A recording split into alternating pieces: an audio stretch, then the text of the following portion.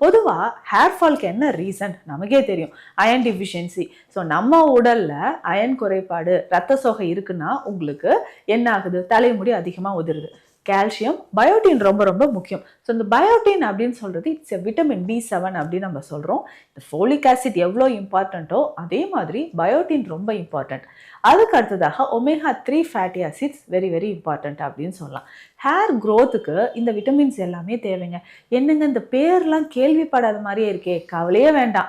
நீங்கள் இதெல்லாம் எது எதில் இருக்குன்னு தேடி ஆராய்ஞ்சிலாம் சாப்பிட வேண்டாம். நம்ம சொல்கிறத சிம்பிளாக நீங்கள் சாப்பிட்டீங்கன்னாவே எல்லா விட்டமின்ஸ் அண்ட் மினரல்ஸ் நம்ம உடலுக்கு தேவையானது கிடைக்க ஆரம்பிச்சிடும். அப்படி கிடைக்கும் போது ஆட்டோமேட்டிக்காக என்ன ஆகும், ஹேர் க்ரோத் நல்லாயிருக்கும், விஷன் நார்மலாக இருக்கும். பெரும்பாலும் தலைமுடி பிரச்சனை இருக்கிறவங்களுக்கு கண் சம்மந்தப்பட்ட பிரச்சனை இருக்குங்க.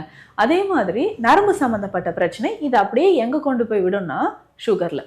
ஸோ அப்போது சுகர் இருக்குதுன்னு வச்சுக்கோங்களேன், ரொம்ப நாளாக எனக்கு டயபெட்டிக் ப்ராப்ளம் இருக்குது, அவங்களுக்கு என்ன ஆகுனா நரம்பு சம்மந்தப்பட்ட பிரச்சனையோ மூட்டு சம்மந்தப்பட்ட பிரச்சனையோ இல்லை தலைமுடி உதிர்தலோ இருக்கலாம். ஸோ இதுக்கு எல்லாத்துக்குமே ஒரு ஹெல்த்தியான ஒரு டயட் டெய்லி இதை சாப்பிட்டுக்கிட்டே வாங்க அப்படின்னு பார்த்தோம்னா ஒரு மாதத்துலேயே நல்லாவே உங்களுக்கு ரிசல்ட் கிடைக்கும்.